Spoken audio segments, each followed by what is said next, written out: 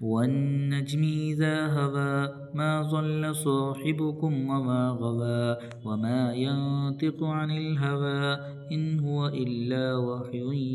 يوحى علمه شديد القوى ذو مرة فاستوى وهو بالأفق الأعلى ثم دنا فتدلى فكان قاب قوسين أو أدنى فأوحى إلى عبده ما أوحى ما كذب الفؤاد ما رأى أفتمارونه على ما يرى ولقد رآه نزلة أخرى عند سدرة المنتهى عندها جنة المأوى إذ يغشى الشجرة ما يغشى ما زاغ البصر وما طغى لقد رأى من آياتنا الكبرى اذهب إلى فرعون إنه طغى